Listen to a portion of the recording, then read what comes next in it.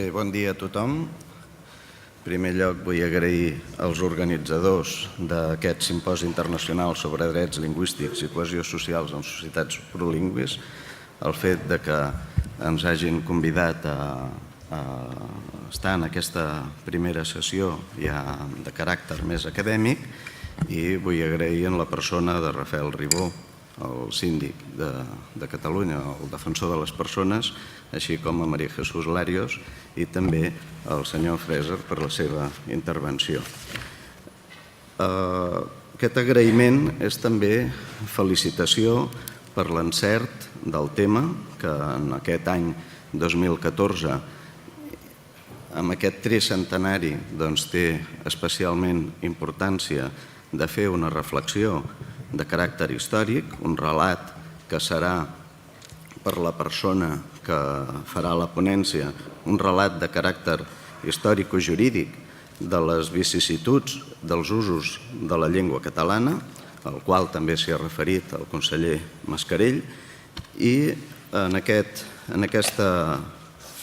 relat, diríem fins ara, fins al moment, ja hi han intervingut altres persones, altres autors, s'hi han dedicat, però sempre han fet una perspectiva de caràcter més històric, com Benet, com Soler Sabater, o una perspectiva potser de caràcter més política i defensora dels drets, com Ferrer Gironès, però el tractament més històrico-jurídic també hi ha hagut alguns estudis, però han estat menors. Vull dir que avui tindran l'oportunitat d'escoltar una primícia dins d'aquesta perspectiva.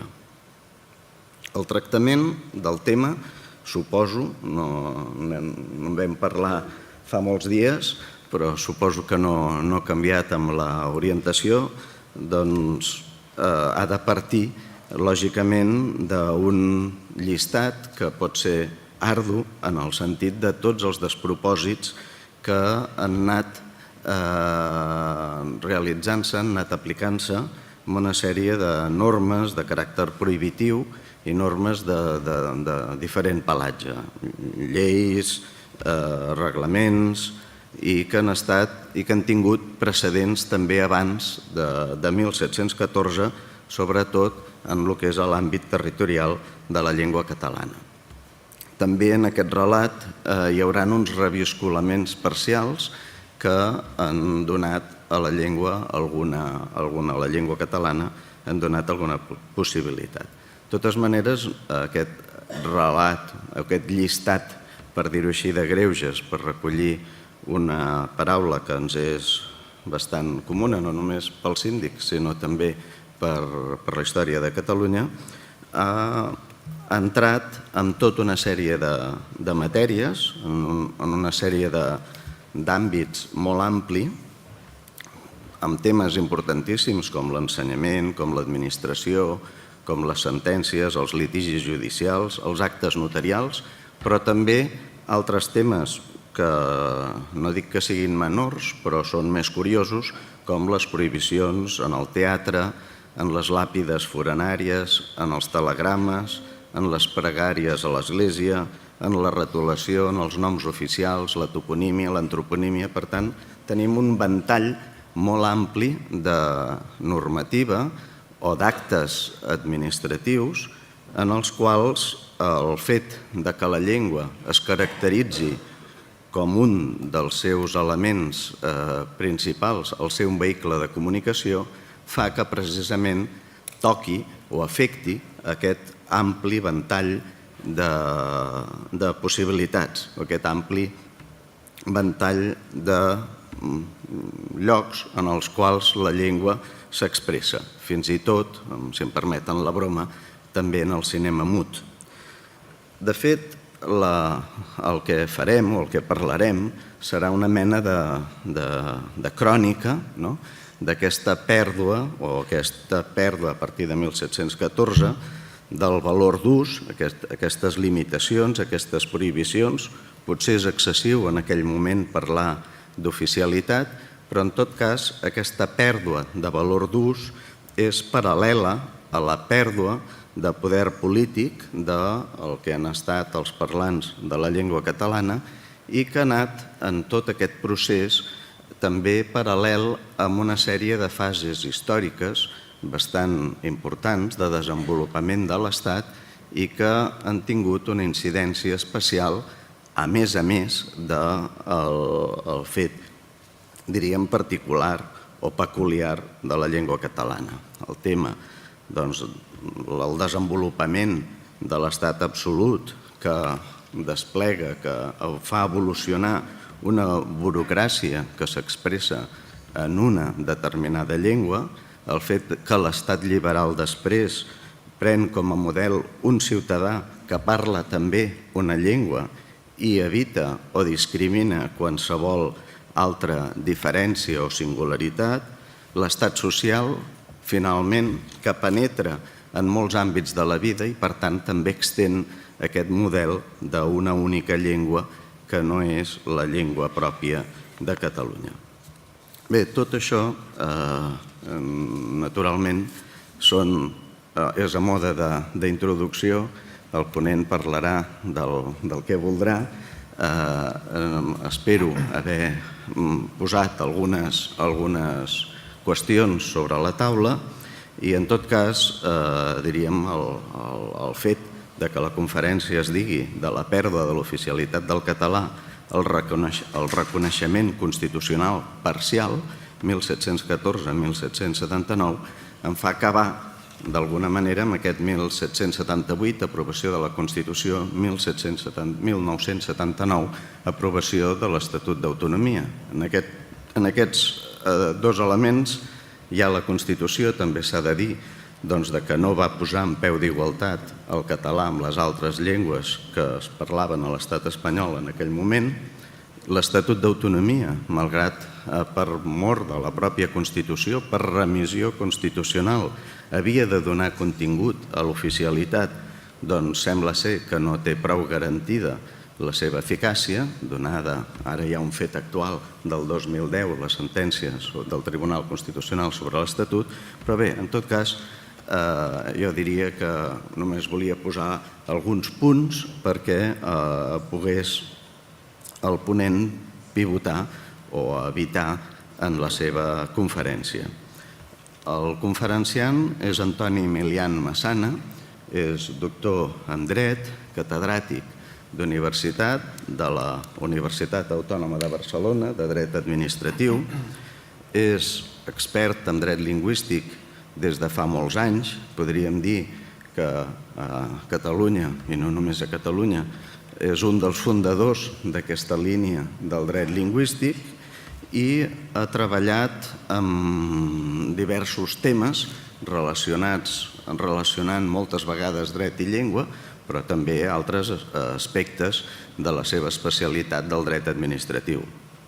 En particular, han estat molt rellevants les seves aportacions relacionades amb educació i llengua, amb dret públic i dret privat.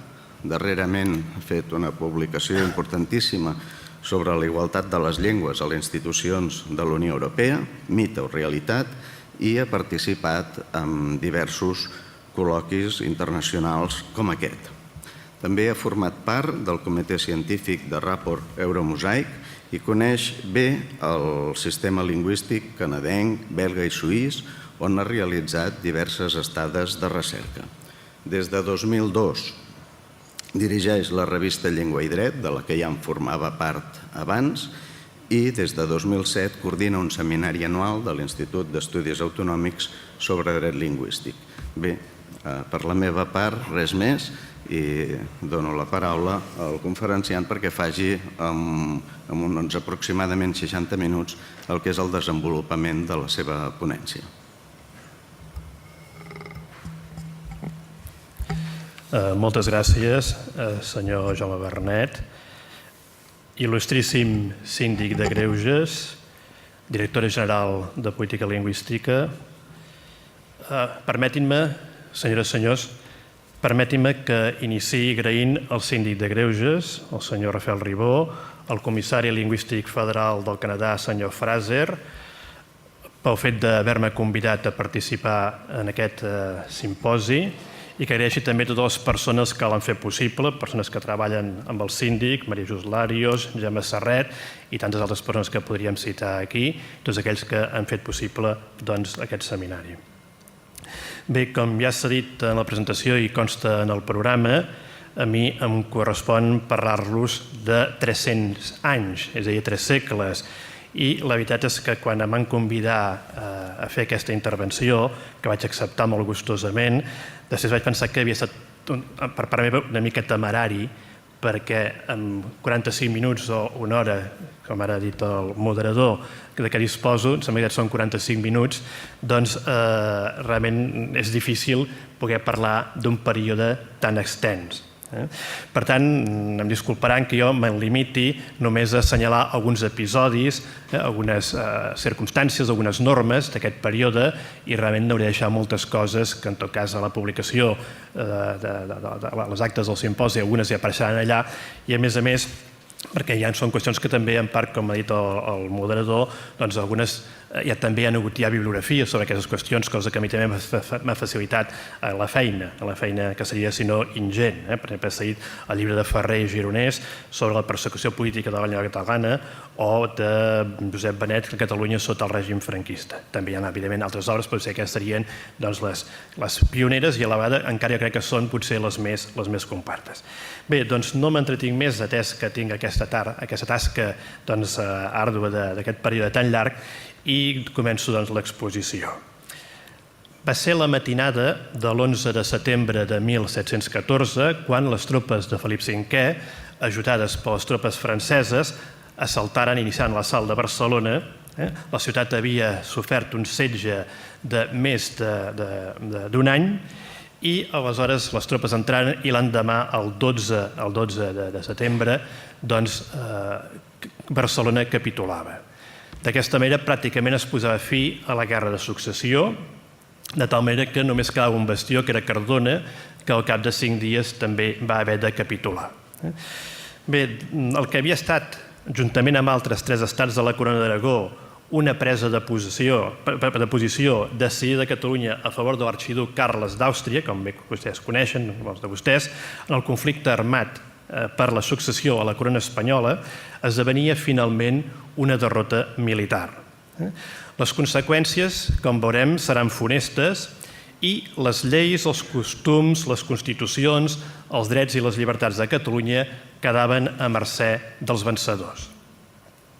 Ja uns decennis abans, amb el regnat anterior de Felip IV, el comte duc d'Olivares havia enviat una memòria al rei en la qual li recomanava, per posar fi a les limitacions que les constitucions catalanes posaven en relació a les contribucions i donatius dels catalans, deia de posar fi, deia el comte duc d'Olivares, de reducir estos reinos de que se compone España al estilo y leyes de Castilla. Bé, en aquell moment això no es va realitzar, tot i que fins i tot es recomanava si calia l'ús de la força, però la conquesta militar de Felip V aplanava ara definitivament el camí per imposar l'estil i les lleis de Castella. Felip V no decretà immediatament la forma de govern que s'havia d'aplicar després de la guerra a Catalunya. Per decidir quina havia de ser l'estructura política i de govern, va demanar, com era habitual, l'opinió del Consell de Castella. I va ser, després de rebuda aquesta opinió del Consell de Castella, que al cap d'un any, després de finalitzada la Guerra de Successió, concretament l'octubre de l'any 1715, que Felip V el que fa és sancionar el que serà el decret de nova planta.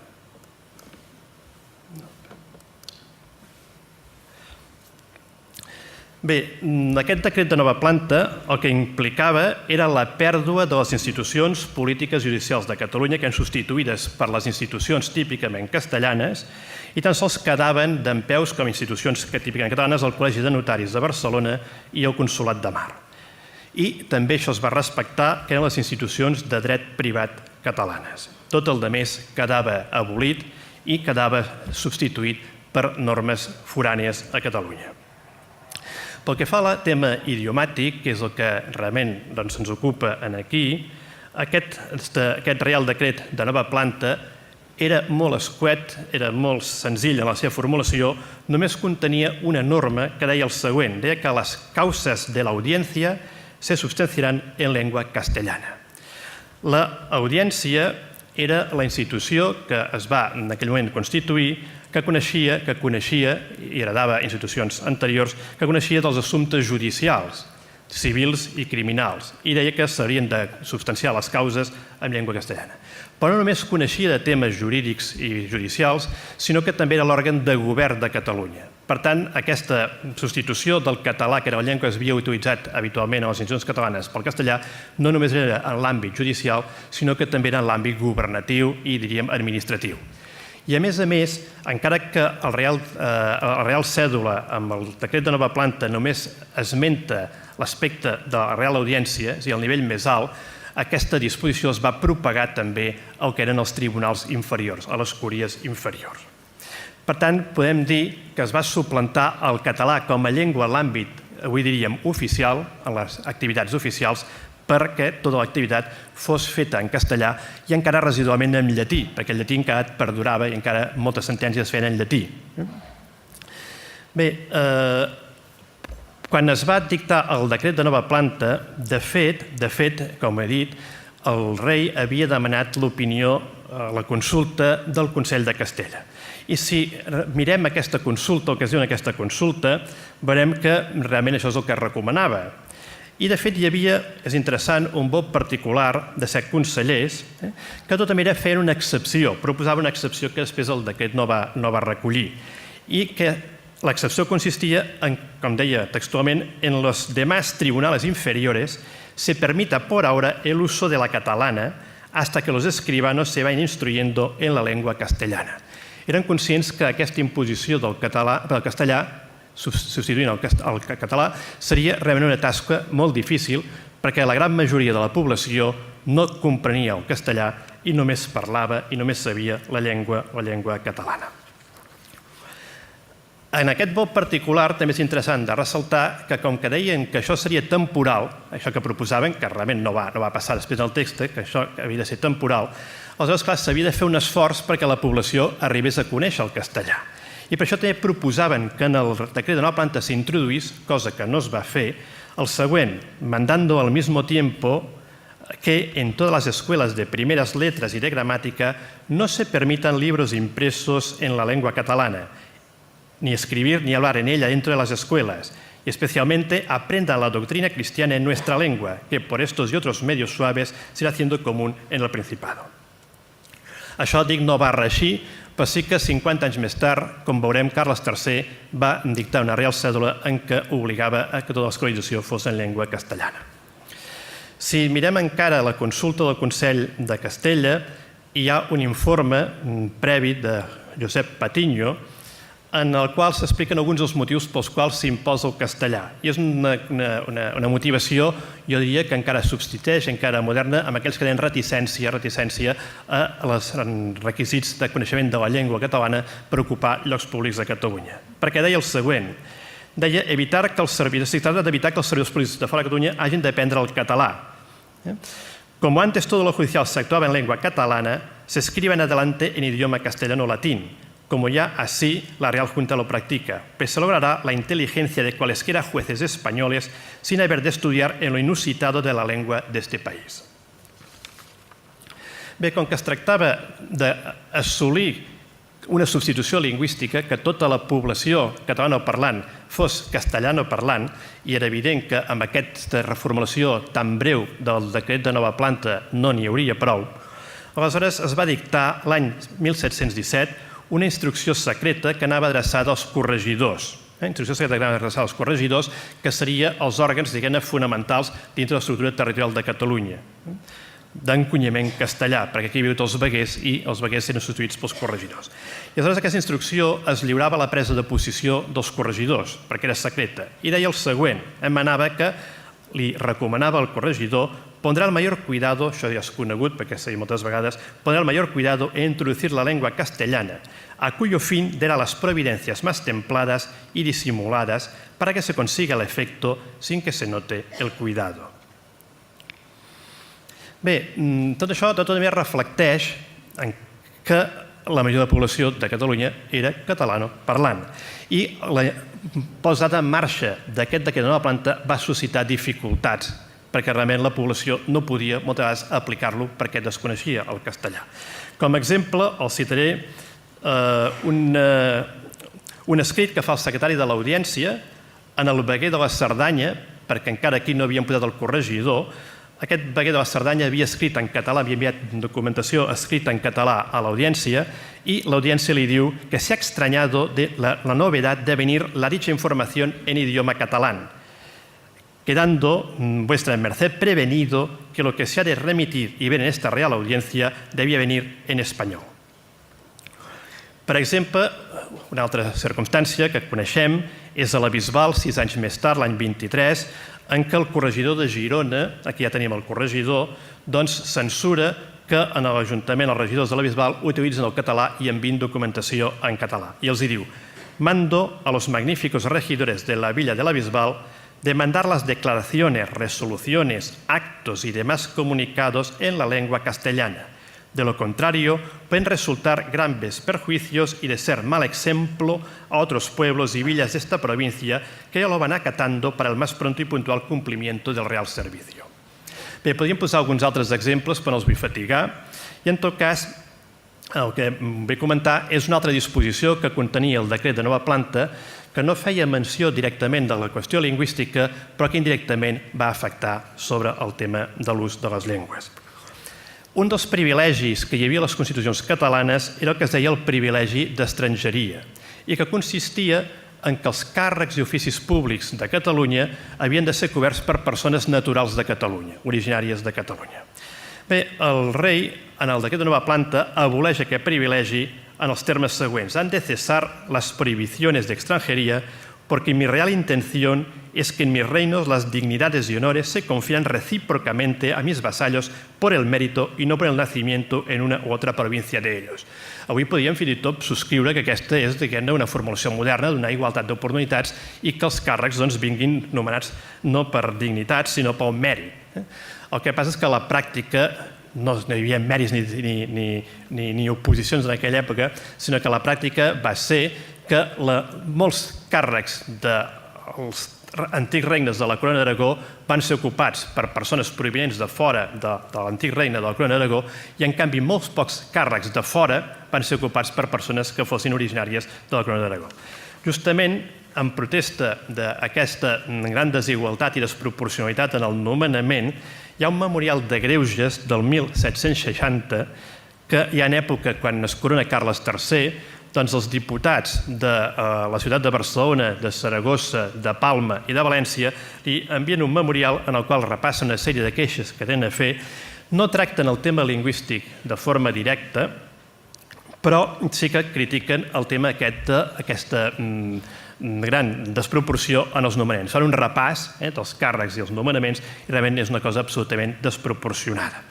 I dic, no fan referència directa al tema de la llengua, però sí que indirectament eren conscients que el fet que vinguessin persones forànies que desconeixien el català era un altre factor de castellanització i que eren, per tant, persones que eren les més idònies per portar les regnes tant de l'aspecte judicial com aspectes de govern a Catalunya. I en aquest memorial de 1760, pel que fa al tema lingüístic, llegim el següent. La circunstancia de naturales es más precisa en los reinos de la Corona de Aragón. En los de Cataluña, Valencia y Mallorca, los procesos y las escrituras de los siglos pasados están en su lengua vulgar, que al cabo del tiempo entienden medianamente los castellanos, pero jamás todas sus palabras y menos la energía de muchas, de cuya inteligencia depende la justa decisión de los pleitos. Com poden veure, ho diuen d'una forma molt delicada. Aquest memorial és un memorial fet amb molta cautela. De fet, són persones que són fidels a la monarquia de l'època, però que reflecteixen que realment aquesta imposició no només és injusta, sinó que, a més, està fent mal i fa estralls en el que és el país.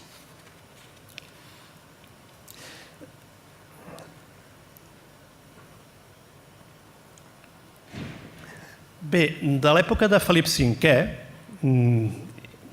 cal també fer esment que immediatament després de l'ocupació de Catalunya el que es fa és extingir els estudis generals, és a dir, les universitats de l'època que hi havia a Catalunya.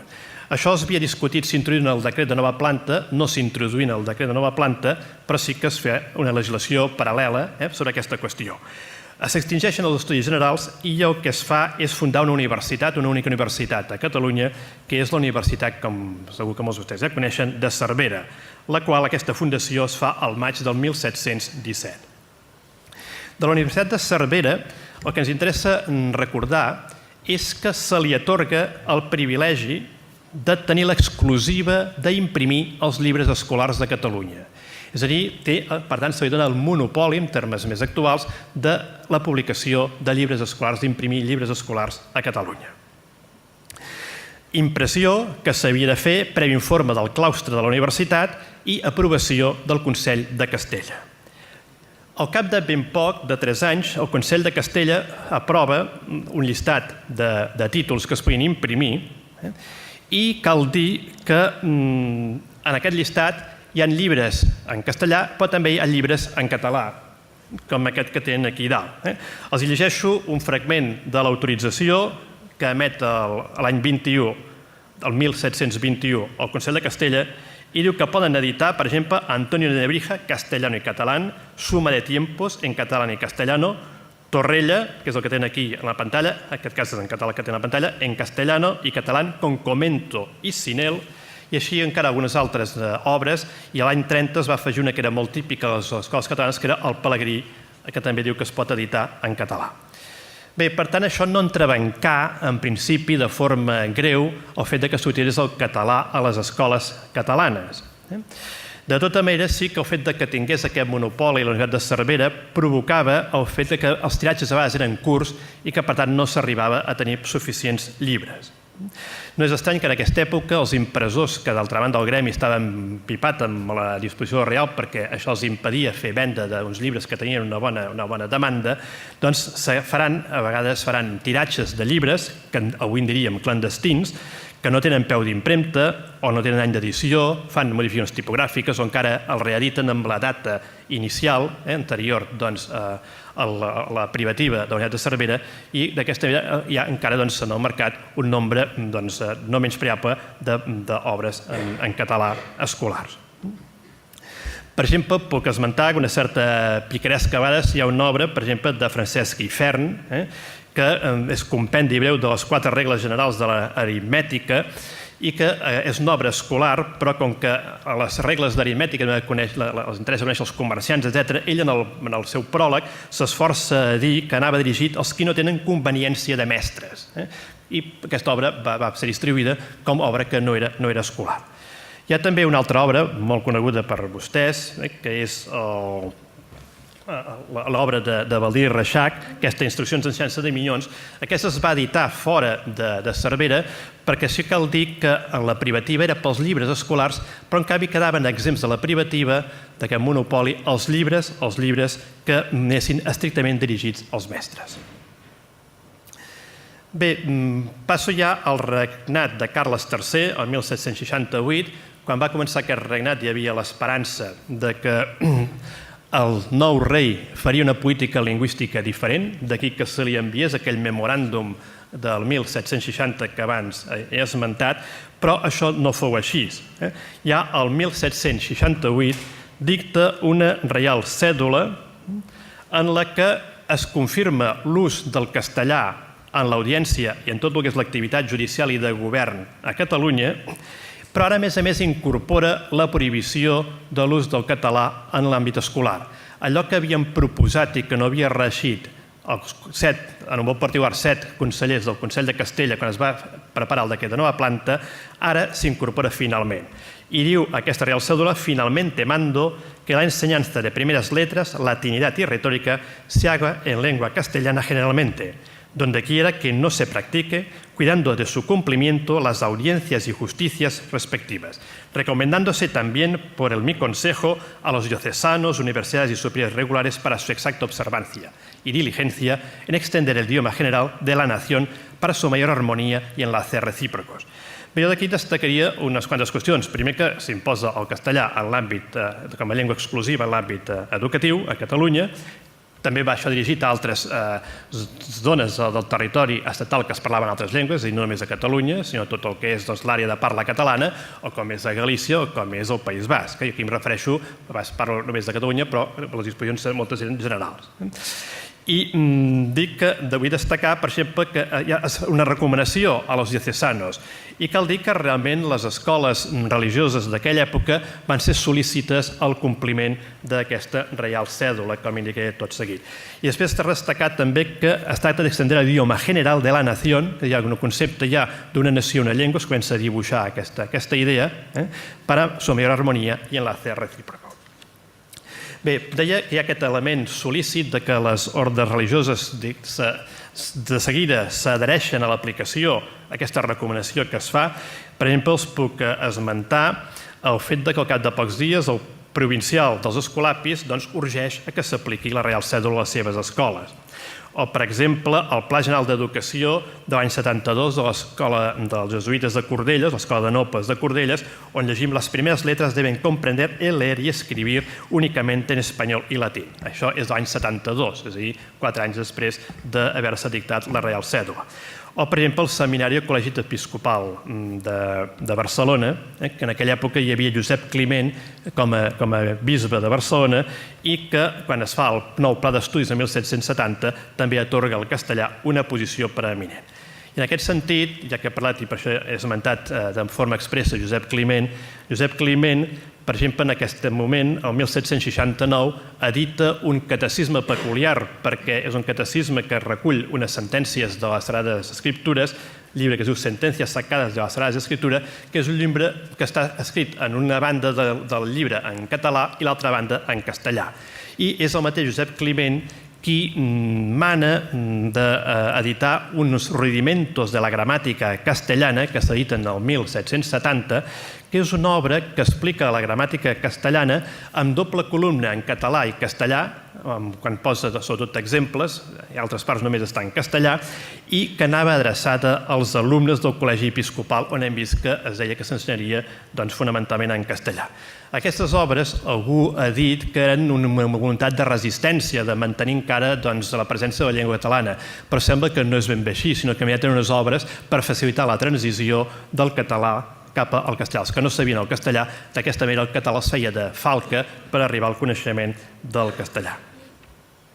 Bé, si l'ensenyament s'havia de fer en castellà, aleshores quin sentit tenia l'autorització feta a la Universitat de Cervera d'editar llibres en català?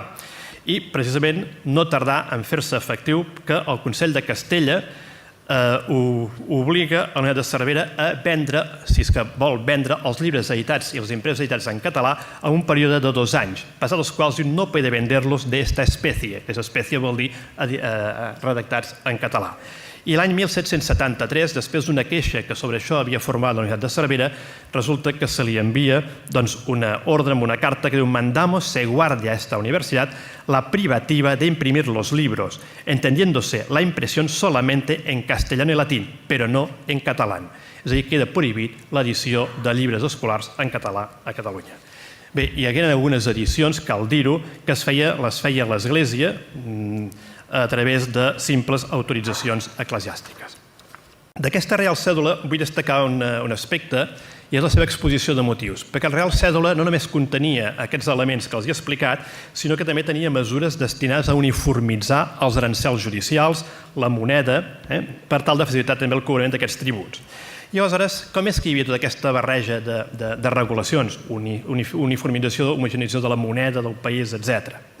Doncs bé, això ho trobarem en el debat que es va fer en el Consell de Castella quan es preparava aquesta Reial Cèdula, on allà s'explica que hi ha algunes que algunas de las medidas tienen entre sí precisa trabazón, encara que no ho sembli, como las de una lengua y una moneda, porque la primera es el signo común con que se explican los actos nacionales y la segunda es el signo universal del valor de les coses en el reino. És a dir, que aquí hem ja expressat clarament la concepció uniformitzadora d'un estat, un regne, una nació, una sola llengua. I, clar, una moneda també. Bé, també justifica el fet que s'imposi el castellà i que se foragiti el català de les escoles. Sería preciso también que la enseñanza fuera en lengua española, como conviene a la mejor unión de todas las provincias, para que depuesto todo espíritu provincial se subrogue el laudable de pàtria o nación. És a dir, que la nació, entesa com a una única nació, la formulació encara absolutista, però la nació és el rei, que l'únic regne s'imposi i que desaparegui qualsevol altre espíritu, qualsevol altre esperit que pugui haver-hi. Bé, això ho dic perquè això després anirà sorgint amb diverses formulacions més modernes.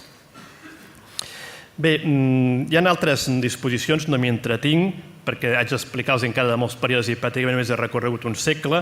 En tot cas, dic que un àmbit que no va quedar afectat era l'àmbit de les escriptures públiques, els instruments públics i l'àmbit notarial. Fins i tot, a l'època de Ferran VI es dicta una reial provisió en la que es diu que los instrumentos se otorguen en idioma inteligible a los contratantes.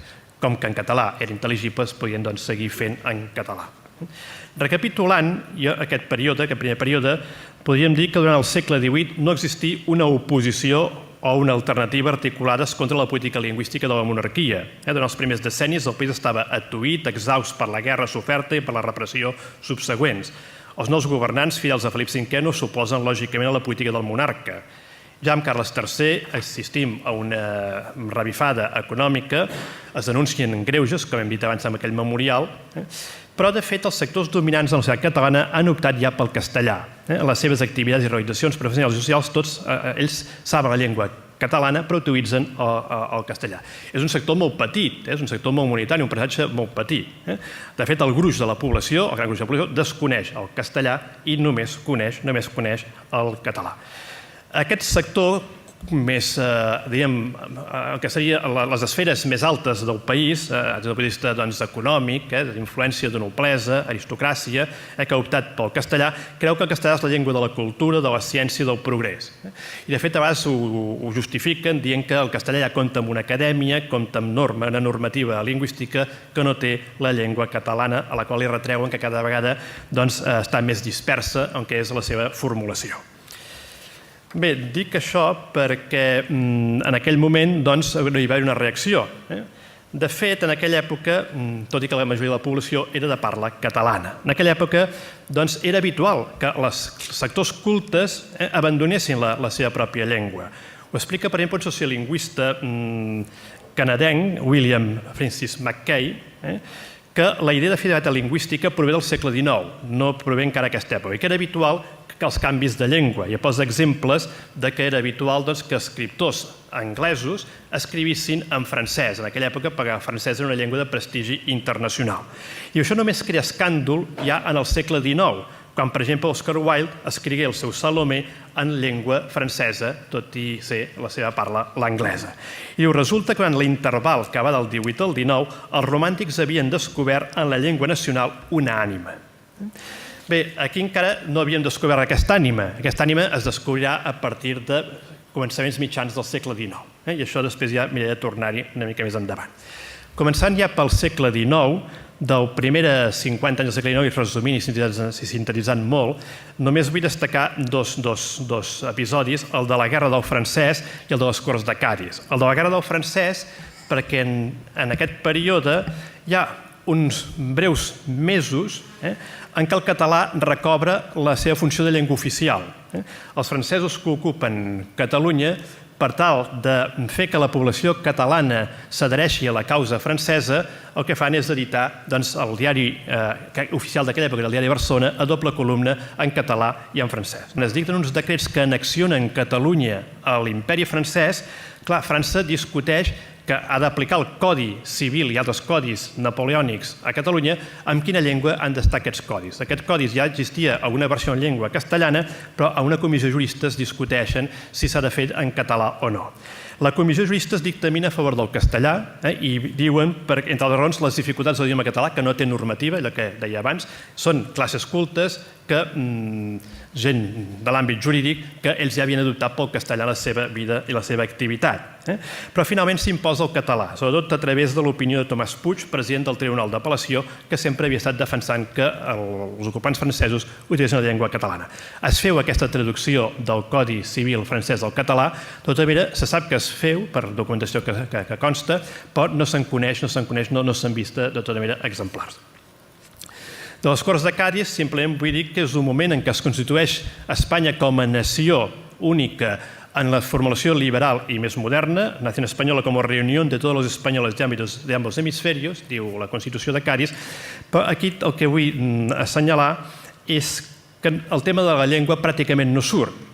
I no surt per diversos motius. Jo apuntaria, entre ells, que els diputats catalans que van a les Corts de Cadis són aquest sector social que havia optat fonamentalment com a llengua, diguem-ne, a les seves activitats pel castellà, un sector molt minoritari, però que havia optat per aquesta llengua. Per tant, no serien ells qui haurien de defensar la presència del català en aquell moment. També és veritat que en aquell moment hi ha una unitat de lluita contra els francesos i, per exemple, des dels Corts de Cadis es veuen mals ulls tot el que són les juntes provincials que es havien format per lluitar contra els francesos. Qui seria en aquell moment agosarat de plantejar una diversificació dintre d'un futur estat que està lluitant de forma unitària contra un mateix enemic? Bé, diverses circumstàncies fan que el tema de la llengua passi de puntetes en el moment fundacional de la moderna nació espanyola decimonònica. Hi ha alguna menció quan es parla que es farà una nova divisió provincial. Aquí sí que s'esmenta que es demana, hi ha un cert rebuig a fer aquesta divisió, perquè Catalunya en aquell moment era una sola província, i llavors aquí sí que algun diputat diu, bé, si es fa aquesta divisió, en tot cas que respecti que dintre de les mateixes províncies quedi la unitat de llengües i que l'ús del català no quedi repartit entre províncies també castellanoparlants. Salto molts anys, passo al 1862, en el qual resulta que ara sí que s'afecta el tema de les escriptures públiques. Els deia abans que això no havia estat afectat i, per exemple, sabem que la majoria d'escriptures a Catalunya es feien en català. Un estudi posa en relleu que a Manresa el 80% de les escriptures entre el 1790 i el 1820 es feien en llengua catalana. Però bé, la llei notarial del 28 de maig del 1862 diu los instrumentos públicos se redactaran en lengua castellana. Ja només es podrà utilitzar el castellà. I això incideix immediatament a les notaries. Sabem que a Girona, fins i tot poc abans ja de promulgar-se la disposició, hi ha notaries que ja abandonen l'utilització del català. I també sabem que hi ha una consulta feta per l'Audiència Territorial de Barcelona a la Diputació de Girona sobre si era convenient que s'imposés el castellà a les escriptures. Potser sorprendrà, la Diputació diu que sí, que és convenient aquesta imposició, tornem a estar amb el mateix, representen un fragment molt petit de la població. Pensem que estem en una època de vot censitari, és a dir, que la majoria de la població no vota, però en canvi, aquí el propi document que fa la Diputació de Girona ens posa de manifest que la gran gruix de la població només és parlant catalana, perquè de fet afegeixen, conviene, diu que també convé que les poblacions de menys de 1.000 habitants es puguin seguir fent les escriptures en llengua catalana. Cosa que no reeixí, com s'ha vist, en la normativa. Bé, seguint aquest tipus de normativa, la llei del registre civil, el 1870, exigeix la traducció al castellà quan els documentos presentados estiguin redactats en llengua estrangera o en dialecto del país, és a dir, amb les altres llengües. El mateix passa amb la llei d'enjudiciament civil. Sobre la llei del registre civil vull dir una cosa, i és que si tot el que anava al registre civil havia d'estar en castellà, això impedeix que es puguin inscriure noms, els noms de les persones, en altres llengües que no siguin la castellana. Jo no he trobat mai cap disposició que ho digui expressament, però esclar, és que ja es deriva d'aquesta pròpia norma, encara que no ho digui de forma expressa. Bé, m'haig d'anar fent més avançant. D'aquest període hi ha també prohibicions o revelar la prohibició de l'ús del castellà a les escoles, perdó, l'ús del català a les escoles, i, per exemple, com a reacció a una pastoral del bisbe de Barcelona Morgades del 1900, en què recomanava que la predicació es fes en català, que era la llengua que comprenia la majoria de la població, doncs immediatament, 2 anys més tard, surt un reial decret en què s'obliga a ensenyar també la doctrina cristiana, es diu de forma expressa, en llengua castellana. Fins i tot, es diu inicialment, fins i tot aquells que no entenguin el català. Després hi ha una gran polèmica sobre aquesta qüestió, després dulcifiquen dient si realment no entenen el català, aleshores en aquest cas només la doctrina cristiana sí que els hi sigui ensenyada temporalment, mentre no entenguin el castellà en llengua catalana. Bé, des del primer terç del segle XIX, com he anunciat abans, entren les idees romàntiques de Catalunya, tot això porta al renaixement literari, aquest renaixement literari es convertirà en renaixement polític, i aleshores començarà a haver-hi, a partir de mitjans segle XIX, una certa contestació a tota aquesta normativa que imposa la llengua castellana. Podríem esmentar, per exemple, un missatge adreçat a la reina regent d'Espanya del 1888, en la que es diu que la llengua catalana es demana sigui llengua oficial a Catalunya. Tenim les bases de Manresa, ja a finals del segle XIX, 1892, en què es diu que la llengua catalana serà l'única, es demana que es vol que sigui l'única amb caràcter oficial per poder-se utilitzar a Catalunya amb les relacions de Catalunya amb la resta de l'Estat.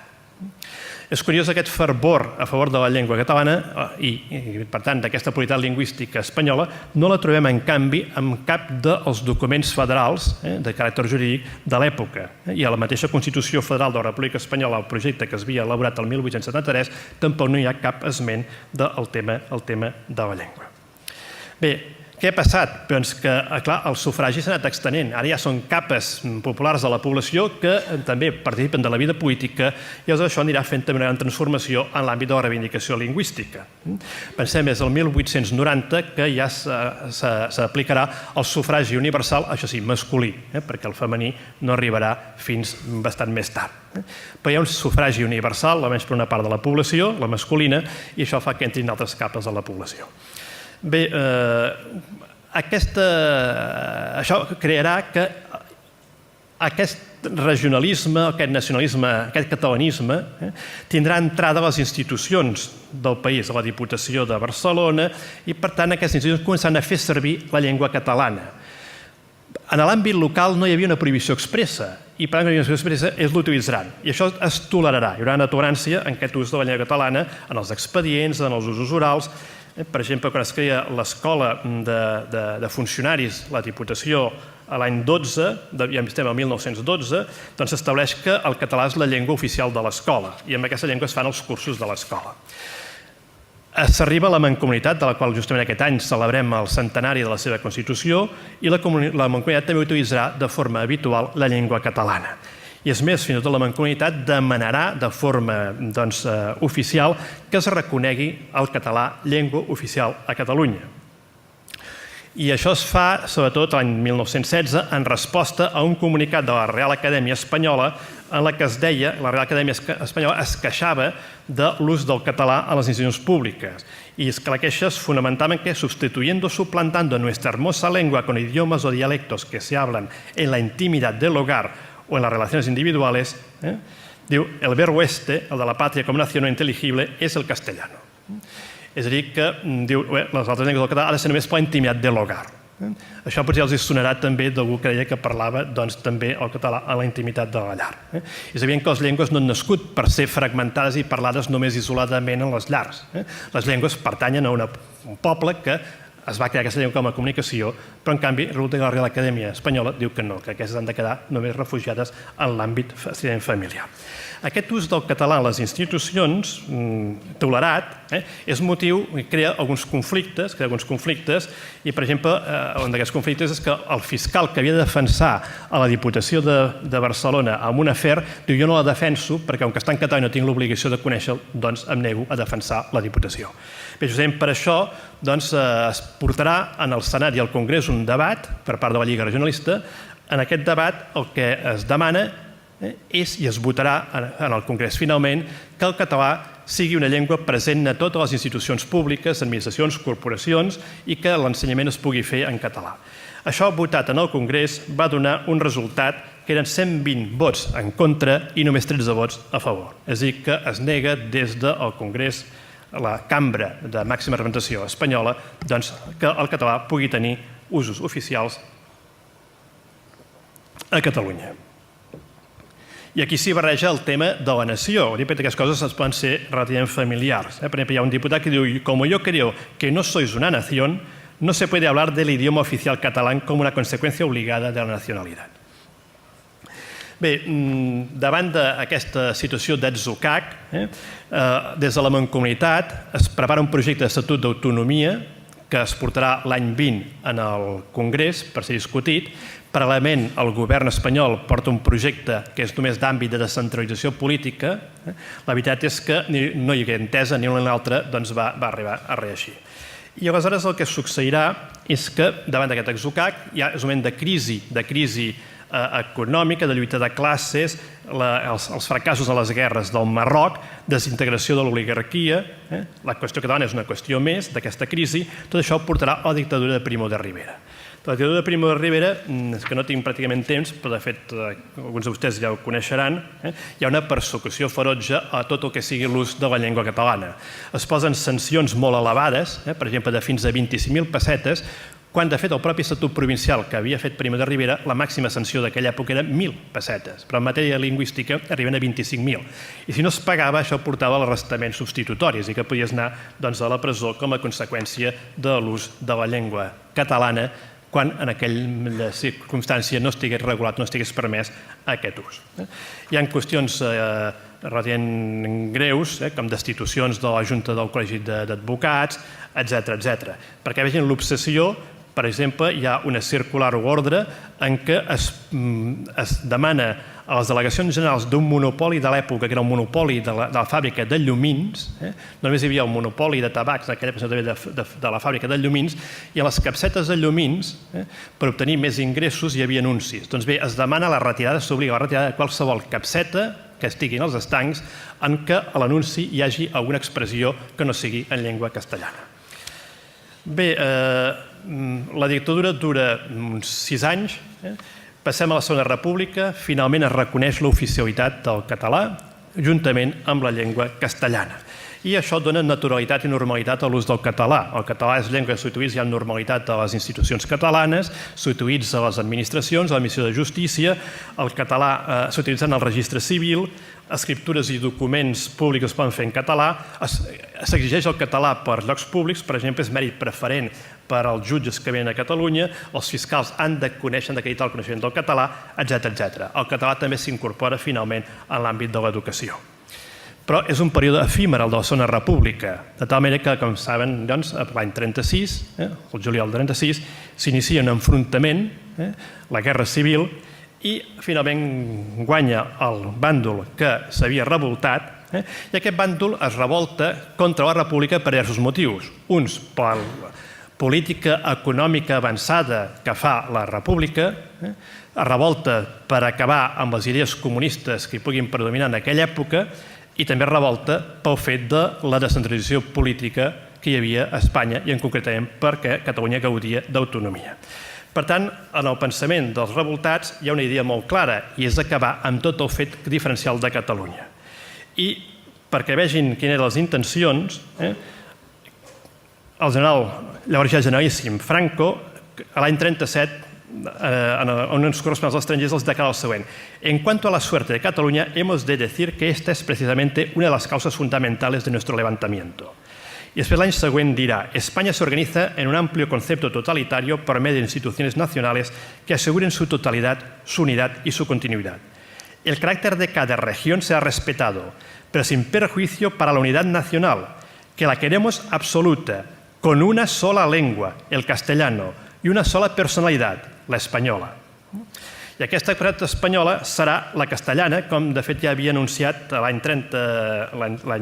36 amb un discurs que havia fet davant de l'estament militar, que deia que s'havia de forjar el caràcter espanyol, és a dir, el caràcter castellà. Bé, què porta tot això? Doncs que a mesura que les forces que es havien revoltat contra la República invadeixen Catalunya, doncs aniran derogant, abolint tot el que s'havia fet, imposant el castellà, imposant-lo en totes les esferes, en totes les manifestacions, excepte estrictament aquell àmbit familiar. Justament quan ocupen Barcelona, el 27 de gener del 39, hi ha un ban del general cap dels serveis d'ocupació de Barcelona que diu així: «Estad seguros catalanes de que vuestro lenguaje en el uso privado y familiar no será perseguido». En tots els altres àmbits serà objecte de persecució.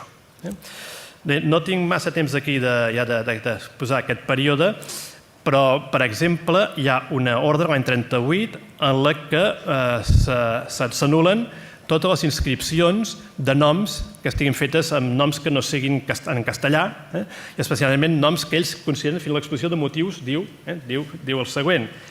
Diu que hi ha hagut una morbosa exacerbación en algunes províncies del sentimiento regionalista, i que això ha fet que apareguin aquests noms, com són els nombres d'Iñaki, Kepa, Coldovica, etc. I diu, l'exposició de motius: la España de Franco no puede tolerar agresiones contra la unidad de su idioma. Bé, es deixen sense valor legal les inscripcions en el registre, etc. Per resumir, perquè no tinc temps, hi ha moltes disposicions que voldria comentar-los, però per resumir només llegeixo un petit fragment de Dionisio Ridruejo, aleshores falangista i cap del servei de propaganda, i que va entrar amb les tropes a Barcelona. Al cap d'uns anys fa la següent reflexió. La llegada de las tropas nacionales a Barcelona, puedo hablar de ello porque constituyó mi primera decepción, mi primera crisis de esperanza frente a la acción en la que participaba, fue para empezar una apoteosis, pero inmediatamente después una brutalidad. Durante años fueron prohibidas todas las manifestaciones escritas y las oralmente públicas en idioma regional. Los institutos de cultura cerrados, la enseñanza del idioma proscrito, los rótulos comerciales traducidos y las ciudades y los pueblos llenos de impertinentes recomendaciones. Hablad en español, hablad en el idioma del imperio, etc. El cuadro de las autoridades políticas y los funcionarios, incluidos los maestros, fue sistemáticamente forastero. Bé, aquesta dictadura dura molts anys. És cert que després el que era persecució es va esdevenir, primera persecució per prohibició, després va esdevenir només prohibició, els últims anys prohibició i tolerància, jugava una mica amb aquests dos termes. Però això durà pràcticament 40 anys. Afortunadament arriba una transició política l'any 76. L'any 77 es modifica la llei de registre civil per permetre, per exemple, els noms amb les llengües de cadascú, les llengües parlades de l'estat espanyol, i el 78 es promulga la Constitució actualment vigent que reconeix a Catalunya, permet reconèixer a Catalunya el català com a llengua oficial juntament amb el castellà. Bé, ja em queda poc per acabar, jo arribo fins l'any 79. El que vull destacar és que jo en el títol de l'exposició he posat aquest reconeixement constitucional parcial. Per què parcial? Doncs perquè l'oficialitat no és plena. No és plena primer perquè no és reconeguda a les institucions centrals de l'Estat. I a més no és plena perquè a Catalunya l'oficialitat del català es veu disminuïda, es veu minvada a través d'interpretacions i sobretot a través de com s'interpreta el deure de conèixer el castellà que hi ha a la Constitució. És a dir, que l'estatus d'oficialitat del català a Catalunya és inferior, podríem dir, a l'estatus del castellà a Catalunya, com a conseqüència d'aquestes interpretacions. També hi ha altres motius. El fet que el català no sigui llengua oficial a Europa també fa que alguns procediments que es regulen per dret comunitari, doncs si es fan en català s'hagin d'automàticament també traduir al castellà, cosa que fa que qui ha de tirar endavant, promoure aquest procediment, ja ho faci directament en llengua castellana. I després les interpretacions del Tribunal Constitucional, que suposo que sortiran en l'exposició que el professor Íñigo Rútia farà després en aquest simposi. Ja per concloure, i amb això tanco, hem recorregut, i ho he fet d'una manera, i disculpin, precipitada, però és un problema de temps, hem recorregut els darrers 300 anys i hem constatat que durant molts anys l'escàs reconeixement de què ha estat objecte de la llengua catalana. És més, sovint ha estat objecte, com hem vist, de prohibicions. El reconeixement com a llengua oficial, amb prou feines d'aquests 300 anys, arriba als 40 anys. Per tant, jo podria dir que gairebé és un miracle que puguem encara utilitzar de forma general a Catalunya la llengua catalana, que encara podem mantenir aquesta cohesió social, perquè aquest seminari és de cohesió social, aquesta cohesió social de mantenir universitat lingüística a Catalunya quan hi ha una sèrie de forces que han intentat que només hi hagués una única llengua a Catalunya, perquè la seva idea de cohesió és la homogeneïtat. I el reconeixement oficial que quan es fa, de tota manera, fixem-nos que no és fruit d'una convicció, per això és que no és fruit d'una convicció, sinó d'una concessió. Espanya jo crec que no es reconeix a si mateixa plurilingüe. Negació de la realitat que atempta contra aquesta cohesió social que tots voldríem més plena encara. Hem vist que es vota en contra de l'oficialitat i quan s'accepta l'oficialitat només es fa després d'una situació excepcional, després d'una dictadura. Fixin-se que quan es reconeix el català com a llengua oficial, Segona República, és després de la dictadura de Primo de Rivera.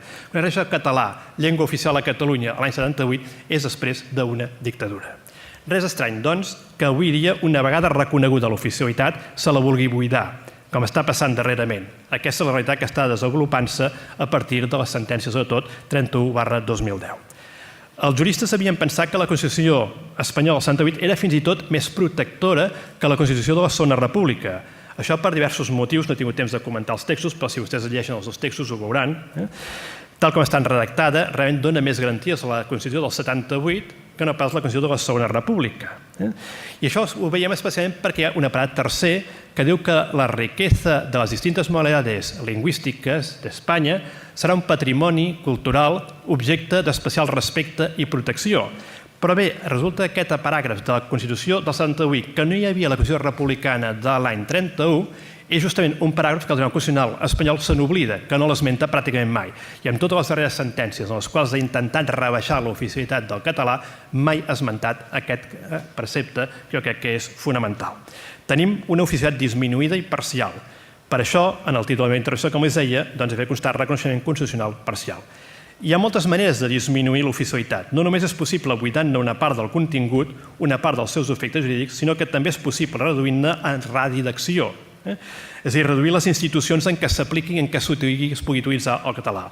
Amb la voluntat estatal de suprimir institucions catalanes, que saben que això l'Estat ara ho vol realitzar, entre elles justament el síndic de greuges que ens acull aquí, amb l'excusa de la duplicitat i, per tant, de molta despesa, excusa perquè ni sempre les activitats de les institucions són les mateixes, per moltes vegades no hi ha duplicitat, i fins i tot si hi ha duplicitat, que aquesta excusa, aquesta duplicitat es podria predicar de la institució estatal, perquè és l'estatal la que és el doble de les institucions que hi ha a les comunitats autònomes. Doncs amb aquesta excusa se suprimiria un àmbit d'utilització del català.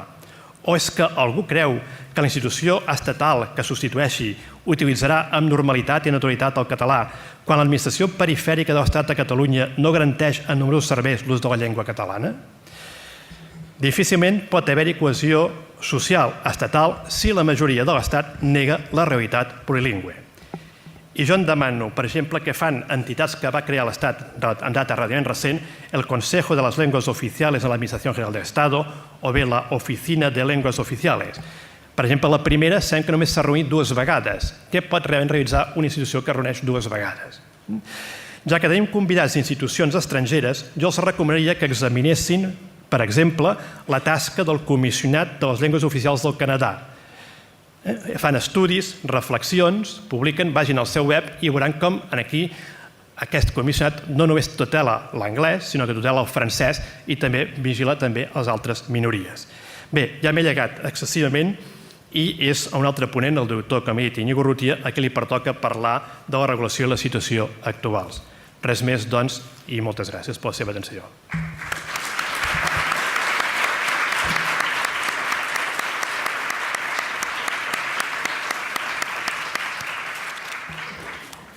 Moltes gràcies, professor Milian. En uns minuts hem recorregut, hem fet una panoràmica per molts anys. Ens ha donat aquesta idea a partir de textos, a partir de constatacions legislatives i de disposicions. Ens ha donat aquesta idea de partir d'una situació en la que el català era la llengua nacional, era la llengua del poble, doncs a partir de la substitució lingüística, que ha sigut també la substitució del poder polític, doncs s'ha anat impregnant o s'ha anat canviant una llengua per l'altra i a través de les prohibicions hem anat també veient quina era la realitat. És a dir, quan es prohibeix alguna cosa és que s'està fent una altra. I per tant hem vist com la pervivència d'aquesta llengua popular ha continuat al llarg de molt temps, fins i tot molt temps més enllà de les prohibicions. I també, finalment, hem vist una recuperació del poder polític i, per tant, una recuperació també de la llengua catalana. Bé, jo ara només he pres un minut més per donar temps si algú vol formular preguntes, les podeu formular com a públic per escrit, d'acord amb les indicacions que m'han donat, les podeu fer també, els participants les podeu fer directament. Hi ha un micròfon, suposo que... Sí, ara no el veia. Hi ha un micròfon a disposició dels participants si voleu fer preguntes directament i mentre, si algú me les vol fer arribar per escrit, doncs també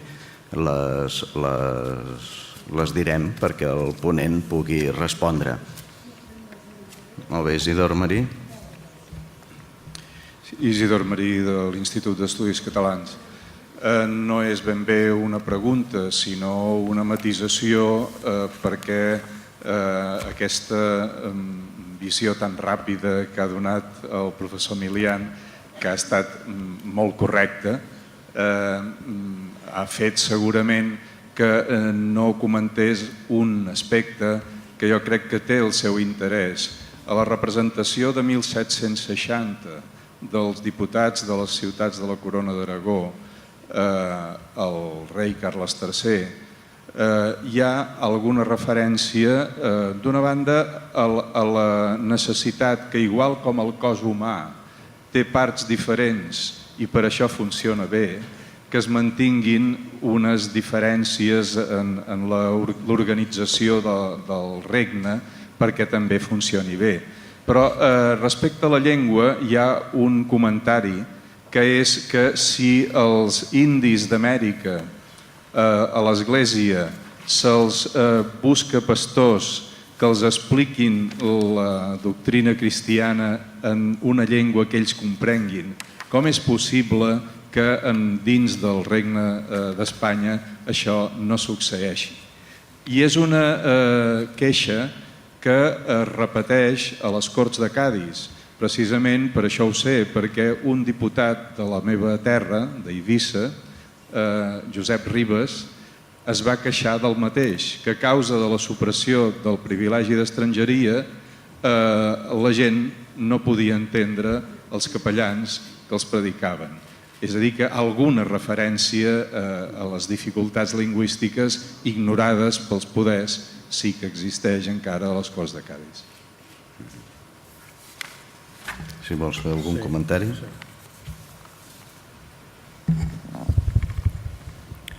Sí, això és cert. És a dir, jo el que he vingut a dir és que el que n'hi ha és una reclamació, diguem-ne, directa sobre el tema de la llengua. Sí que hi ha algun esment. És a dir, del memorial del 1760, de fet, només he fet esment al fet, com diuen, bé, convé que els càrrecs siguin del país perquè són els que coneixeran la llengua del país.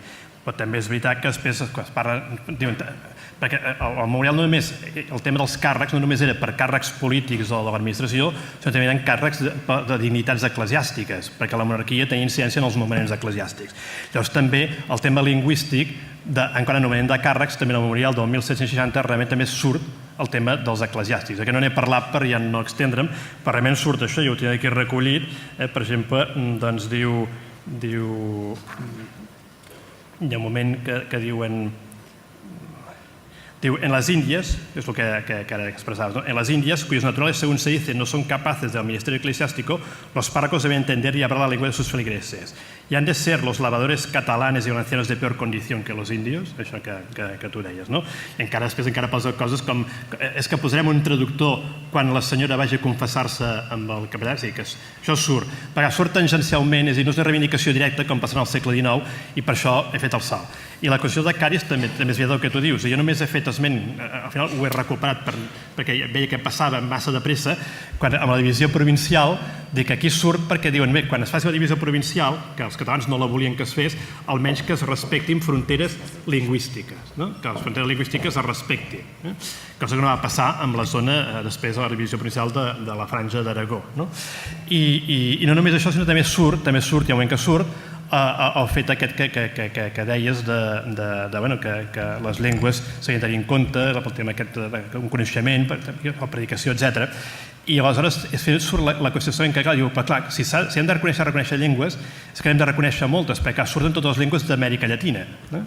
I aleshores jo crec que això passa de puntetes i no se'n parla més. És per això que no hi ha més importància. Surt, però no surt, però tots s'acaben cedint, és a dir, no ho he volgut destacar perquè surt, hi ha una idea molt clara que van a constituir una nació i per tant surt com a temes tangencials, home, tinguem en compte, però no com a temes fundacionals. I això és el que volia, i per això no he parlat. Com a tema fundacional, el tema llengua no apareix perquè encara Catalunya no es planteja realment com una entitat política.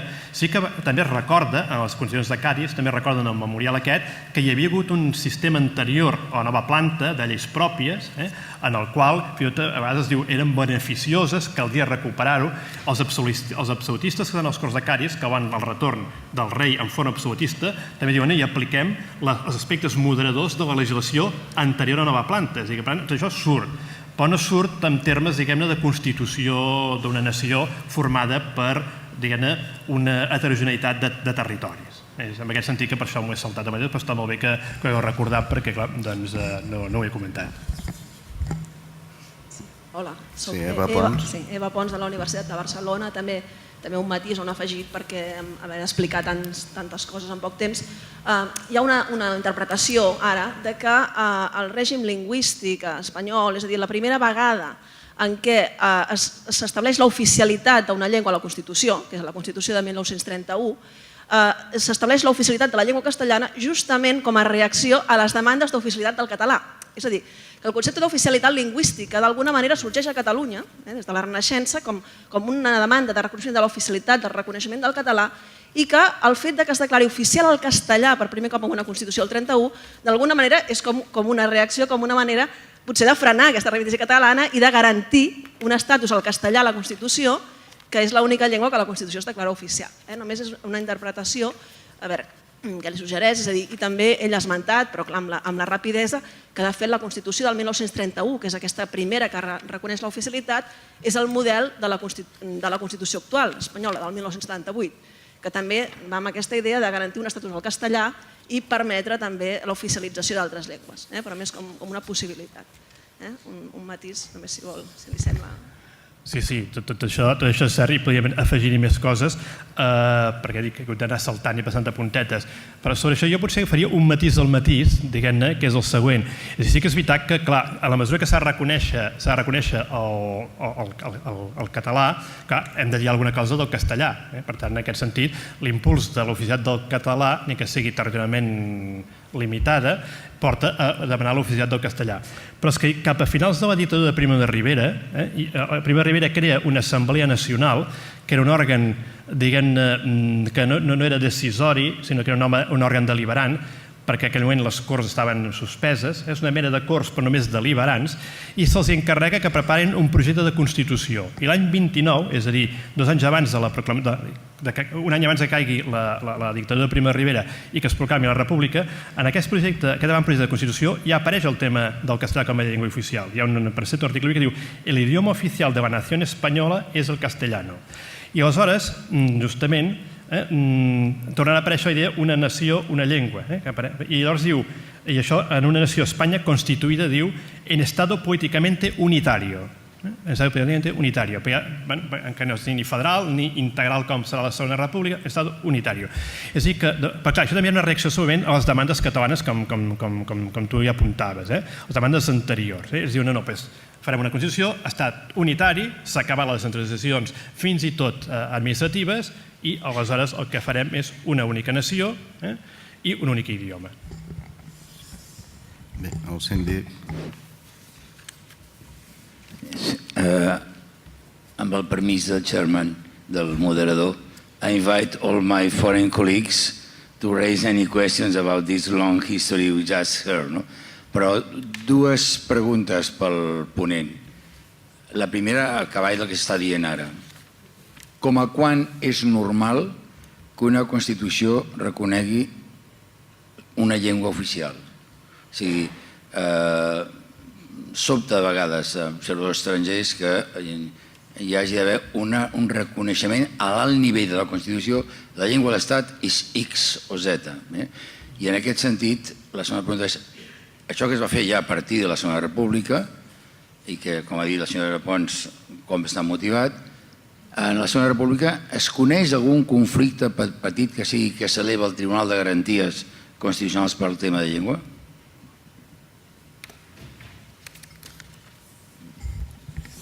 A veure, la primera, no sé si l'he entès prou bé, seria que el fet que la Constitució ens reconegui al més alt nivell el tema lingüístic, la meva opinió... Quin tant per cent? Quin tant per cent? En el món.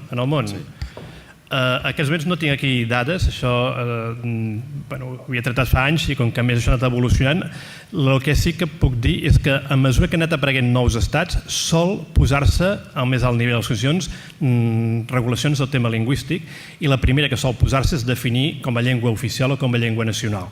Després el que sol posar-se són ja regulacions sobre sectors o àmbits concrets. No sabria dir un percentatge, però el que sí puc dir amb certesa és que el percentatge, en tot cas, des dels anys 70 cap ara ha crescut, i ha crescut de molt. Alguns, per exemple, el cas de França, que ho fan l'any 92 per raons de la Unió Europea, és a dir, davant de totes les altres llengües, ells també han de fiançar la seva llengua. I per diverses circumstàncies doncs això succeeix, per tant, l'evolució és aquesta, i jo diria, a veure, és que si fem memòria de dades dels anys 80, perquè això, però jo diria que més de la meitat, bastant més de la meitat de les constitucions del món fan aquest reconeixement. Crec que podria fer aquesta afirmació amb tranquil·litat, bastant més de la meitat. I pel que fa referència si hi havia conflictes jurídics, jo no en conec. És una cosa que jo havia mirat, perquè el tema de la Segona República sí que l'havia estudiat abans amb deteniment, i no conec que, de les sentències del Tribunal de Garanties Constitucionals, no en conec cap, no n'hi ha cap, això segur, no n'hi ha cap que tracti el tema lingüístic. Tribunals inferiors, que això costa més de buscar, no ho conec, però aquí sí que no he fet una recerca acurada, per aquí podríem trobar alguna. De tota manera, és un període efímer, és un període relativament efímer, i aleshores, si haguessin hagut d'haver-hi conflictes, pràcticament més la dinàmica política que hi ha, que molt agitada, els fets d'octubre, etc. És a dir, que jo crec que fins i tot partint, no diria que no hi hagués temps, perquè aquí, per exemple, a partir de la Constitució del 1978, doncs ja el segon o tercer any ja trobem algunes impugnacions de caràcter lingüístic en els tribunals. Al Tribunal de Garanties Constitucionals no hi va arribar cap discussió. Jo crec de tota manera que es vivia, tot i que he parlat de que estem més en concessions que en conviccions, jo crec que de tota manera durant la Segona República hi havia almenys una part de convicció dintre la concessió que ara crec que ha disminuït aquesta part, en tot cas, de convicció que pogués haver-hi. És a dir, que jo crec que d'alguna manera les societats d'aquell moment aquest tema el vivien com que realment Catalunya se li havia de reconèixer, i la prova és que tan bon punt es proclama el règim republicà, que és el març del 31, el 14 de març del 31, si no falla la memòria, el 17 d'abril es dicta per part del ministre d'Educació, que és Marcelí Domingo, que és persona catalana, es dicta un decret per regular el tema de l'ensenyament a Catalunya, i amb aquest decret ja es diu que l'ensenyament maternal, pàrvuls, primària, etc., es podrà fer en català. Es farà amb la llengua de l'infant i es podrà fer en català. És a dir que, per tant, és que en aquell moment jo crec que també hi havia més bona predisposició, probablement, que no pas la que vivim actualment. Per això també explicaria que la litigiositat, tot i el breu període de temps, fos molt poca. Molt bé, si hi ha alguna altra pregunta. Pel que fa a la darrera del síndic de Greuges en relació a les constitucions, les dades que s'han donat són absolutament correctes. El que hi ha, sobretot, és un tant per cent, que potser sí que arriba al 50%, en relació a clàusules de caràcter lingüístic a les constitucions, no necessàriament la declaració de llengua oficial, i el que és absolutament minoritari, i si no m'erro, encara en aquest moment només hi ha dues constitucions al món, és el tema del deure de coneixement de la llengua oficial. És a dir, que el que és una, diríem, conseqüència de l'oficialitat, això sí que la majoria de constitucions que en parlen, és a dir, una tercera part, fan una delegació, fan una remissió a la llei pel fet de la regulació dels usos oficials, què significa l'oficialitat, quins són els drets lingüístics i els deures lingüístics.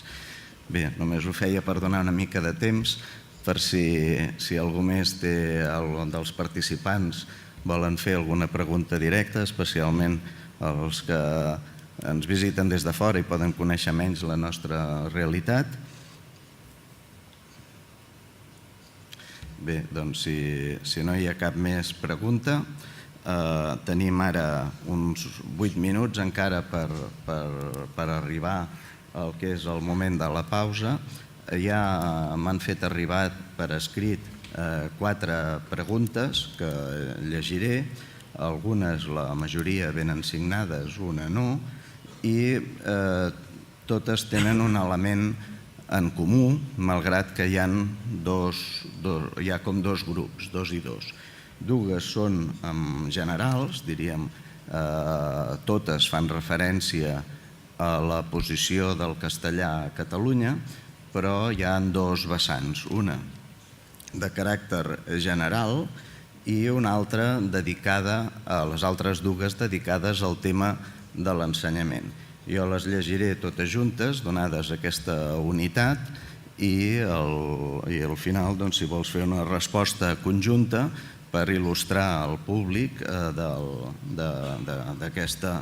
d'aquest sentir o d'aquest batec que hi ha per part del públic o part del públic a la sala. La primera pregunta, que és la que té més relació amb el que és el títol de les jornades, la signa Julia Calonge i posa Ciudadanos o Ciutadans i va dirigida al professor Milian. La pregunta és: la ponencia se ha extendido en poner en luz negativa la pretensión que el Estado se imponga como lengua de cohesión social.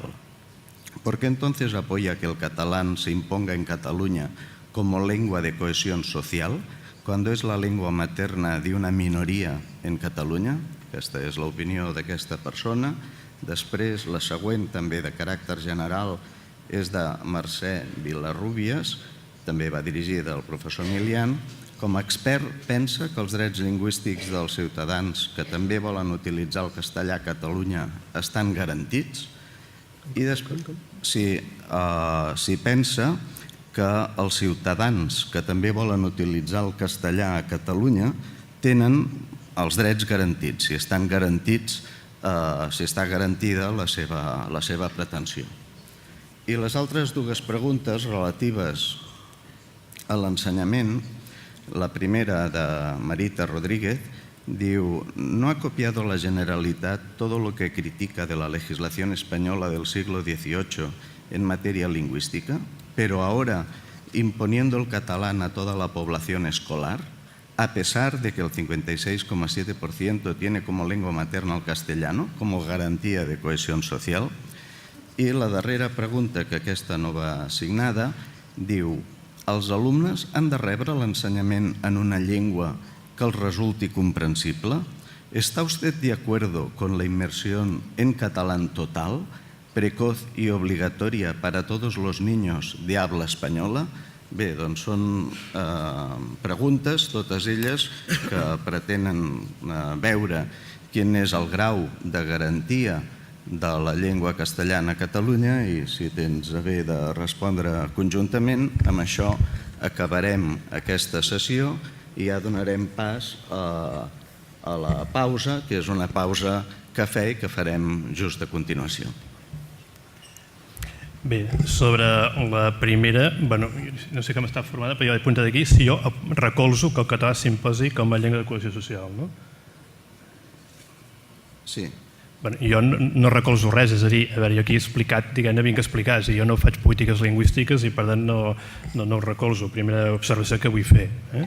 Però en tot cas, jo això no ho recolzaria, és a dir, jo crec que les dues llengües han de tenir expressió amb llibertat a Catalunya, per tant jo més no soc ningú per recolzar que el català s'imposi, perquè no s'ha d'imposar. Jo crec que el que s'ha de promoure, s'ha de promoure. I si per exemple s'entén com a imposició, perquè sembla que alguns ho entenen així, o que s'hagi d'acreditar el coneixement del català per llocs públics, doncs sí, jo crec que aquesta acreditació s'ha de fer. S'ha de fer com es fa també l'acreditació del castellà, és a dir, que s'ha de fer. I la prova és que, per exemple, a nivell estatal, quan es va veure que persones, ciutadans d'altres països de la Unió Europea se'ls ha d'exigir el castellà si volen entrar a les funcions públiques de l'Estat, per què? Perquè si no saben castellà no poden utilitzar-la a l'administració, és una cosa òbvia. Doncs com que les administracions on hi ha dues llengües oficials s'utilitzen les dues, és lògic que s'hagi d'exigir. És a dir, aquesta exigència crec que sí que ha de ser-hi. Pel de més, jo no... Em sembla que en la meva exposició no he intentat en cap moment imposar res. En tot cas sí que he parlat d'imposicions perquè n'hi ha hagut. De tota manera, sembla que algú també es queixa si ja n'hi ha, ja també ho comentaré. La segona, si els drets lingüístics estan garantits a Catalunya, o millor diria que en gran mesura sí, que no sempre, doncs no sempre és probable, precisament als tribunals. Jo crec que pot haver-hi alguns accessos, alguns accessos des de les administracions quan utilitzen el català. Algun pot ser-hi, no diré que no, i algun hi és, i alguns tribunals han fallat. com també n'hi ha en el sentit contrari. És a dir, que n'hi ha en el sentit contrari. Jo n'he patit, per exemple, admissions perifèriques en què jo els he demanat que, sisplau, que em contestin en castellà, em diuen que els serveis encara no estan adequats i que no ho poden fer. O, per exemple, jo presento un escrit en català, em contesten en castellà, això m'ha passat, com a persona que em dedico al dret administratiu, i aleshores jo tinc la càrrega d'haver de demanar. O sigui que es va declarar inconstitucional la càrrega que els catalanoparlants haguessin de demanar, cosa que és una cosa que deia tot constitucional, però la càrrega per la banda dels catalanoparlants de demà també hi és. És a dir, que sí que a vegades pot haver-hi algunes... No sé si hi ha moltes queixes aquí a la síndic, si n'hi ha, segons que després se'n parlarà. És a dir, sí que poden haver-hi excessos, no diré que no n'hi pugui haver-n'hi, però n'hi ha d'haver-hi en tots els sentits, i per això en tot cas s'ha de regular. Però en tot cas no n'hi ha en una sola direcció, això també vull deixar ben clar. Després demanen si s'ha copiat el model del segle XVIII a l'inrevés, ara a primers del segle XXI. Home, jo crec que no té res a veure. Em sembla que llibres escolars en castellà n'hi ha en el mercat, no hi ha cap prohibició en aquest sentit. Jo diria que la llengua castellana s'ensenya i que a més s'ensenya la literatura castellana i s'ensenya a les aules, no fora. Jo vaig haver d'aprendre el català per correspondència, a la meva escola no me van ensenyar. Per tant, no crec que no sigui el mateix. També crec que els alumnes, quan acaben, tenen un coneixement adequat de les dues llengües oficials. Jo, quan vaig acabar, no sabia escriure català, i que vaig haver d'aprendre per correspondència. Per tant, jo crec que no és radicalment no és el mateix. Radicalment no crec que és el mateix. Em sembla que hi havia un tercer punt sobre això de... La tercera era si estaves d'acord amb la immersió català, la immersió en català, i deia 3 adjectius: total, precoz i obligatòria, per a tots els nens de parla espanyola. Sí. A veure, jo soc defensor del model actual, del model... Jo sempre he parlat com a model, no el model d'immersió, sinó crec que és un model de conjunció lingüística, i en allò que he publicat sobre aquests temes utilitzo aquesta expressió.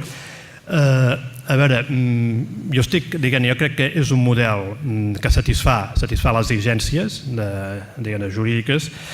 Sí que, si a mi em demanessin la meva opinió des de l'administració, hi faria algun correctiu, un petit correctiu. Això ho tinc escrit, ho he dit algunes vegades, però jo crec que... És a dir, jo crec que aquest model és vàlid, perquè crec que la Constitució és àmplia. Jo no crec que la Constitució sigui estreta com alguns volen. Jo crec que a la Constitució hi caben molts models, i per tant hi cabria també un model de simple lliure elecció lingüística, un model que justament un partit ho havia propugnat, i a l'hora de la veritat, quan ho va començar a aplicar a les Illes Balears, com que tothom triava cap al català, va dir no, ara en farem un altre. És a dir, aquest model hauria estat possible, si juga net, i com són, hi caben molts models. Jo crec que el model actual hi cap. Jo, personalment, potser faria algun correctiu li faria. Bé, moltes gràcies. Doncs acabem aquesta sessió. Algunes d'aquestes inquietuds que ha mostrat el públic les podran reiterar, si volen, a partir de les 4, on els diferents ombudsman amb territoris amb diverses llengües en contacte també podran veure fins a quin punt hi ha hagut queixes o problemes, i per tant ja es veurà després. De tota manera, ara aquí donarem pas a la pausa cafè, i agraeixo novament al professor Milian la magnífica conferència que ens ha donat. Moltes gràcies. Perdó. Sí, una mica perquè potser, com que he deixat això del correctiu una mica en el misteri, perdona que torni a agafar l'ús de la paraula, no, en tot cas potser perquè no quedi en el misteri. És a dir, a veure, a mi no només no m'espanta, sinó que penso que hi hagués algunes escoles en què es digués, hi haurà un percentatge, doncs aquest 25% que es vol aplicar a tots, jo crec que no ha de ser el model, però que hi hagi un percentatge superior d'ensenyament en castellà en algunes escoles, a mi no només no m'espanta, sinó que a mi em sembla que estaria bé. Això ho tinc escrit, vull dir que no m'espanta dir-ho. Amb algunes escoles, jo crec que això estaria bé.